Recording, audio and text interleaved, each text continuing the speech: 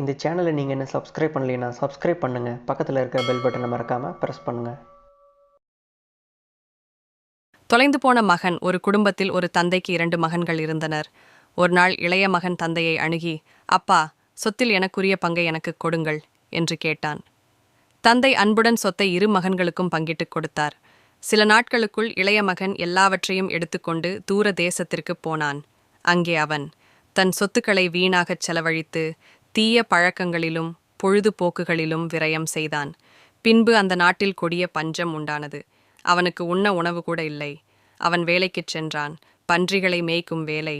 அவன் பசியால் வாடியபோது பன்றிகள் சாப்பிடும் தீவனத்தையாவது சாப்பிட ஆசைப்பட்டான். ஆனால் யாரும் அவனுக்கு கொடுக்கவில்லை. அப்போது அவன் சிந்தித்து தனக்குள் சொன்னான், என் தந்தையின் வேலைக்காரர்களுக்கு போதுமான உணவு இருக்கிறதே, நானோ இங்கே பசியால் சாகிறேனே. நான் எழுந்து என் தந்தையிடம் போய், அப்பா, நான் கடவுளுக்கும் உமக்கும் விரோதமாக பாவம் செய்தேன். இனிமேல் உம்முடைய மகன் என்று அழைக்கப்படுவதற்கு நான் தகுதியற்றவன். என்னை உம்முடைய வேலைக்காரர்களில் ஒருவனாக ஏற்றுக்கொள்ளும் என்று சொல்வேன். அவன் புறப்பட்டு தன் தந்தையிடம் சென்றான். அவன் இன்னும் தூரத்தில் இருக்கும்போதே தந்தை அவனை பார்த்தார். பரிதாபம் அடைந்தார். ஓடிச் சென்று அவனை கட்டித் தழுவி முத்தமிட்டார். மகன் சொன்னான், அப்பா, நான் பாவம் செய்தேன். இனிமேல் உம்முடைய மகன் என்று அழைக்கத் தகுதியில்லை. ஆனால் தந்தை தன் ஊழியர்களிடம், நல்ல ஆடைகளை எடுத்து வந்து இவனுக்கு உடுத்துங்கள். இவன் கையில் மோதிரம் போடுங்கள். கால்களுக்கு மிதியடி கொடுங்கள். கொழுத்த கன்றுக்குட்டியை பிடித்து வந்து அடித்து விருந்து செய்யுங்கள். நாம் சந்தோஷமாக இருப்போம். என் மகன் இறந்து போனான், இப்போது உயிர் பெற்றிருக்கிறான். தொலைந்து போனான், இப்போது திரும்ப வந்துவிட்டான். மூத்த மகன் வயலிலிருந்து வேலை முடிந்து வந்தபோது இந்த கொண்டாட்டத்தின் ஓசையை கேட்டான்.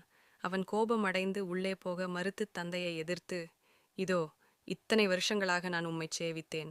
ஒருபோதும் உம்முடைய கட்டளைகளை மீறவில்லை. எனக்கோ நீர் ஒரு ஆட்டுக்குட்டியையாவது கொடுத்ததில்லை. ஆனால் உம்முடைய சொத்தை விலைமாதுகளுடன் வீணாகச் செலவழித்துவிட்டு வந்த இந்த உம்முடைய மகனுக்காக இவ்வளவு பெரிய விருந்தா என்று கேட்டான். தந்தை அன்புடன் சொன்னார், மகனே, நீ எப்போதும் என்னோடு இருக்கிறாய். என்னுடையதெல்லாம் உன்னுடையதே. ஆனால் உன் சகோதரன் இறந்து போனவனைப் போல இருந்தான். இப்போது உயிர் பெற்றிருக்கிறான். தொலைந்து போனவன் இப்போது திரும்ப வந்துவிட்டான். ஆகையால் நாம் சந்தோஷப்படவும் கொண்டாடவும் வேண்டியது அவசியம். நீதி. நாம் உண்மையாய் மனந்திரும்பினால் கடவுள் எப்போதும் நம்மை அன்புடன் ஏற்றுக்கொள்கிறார்.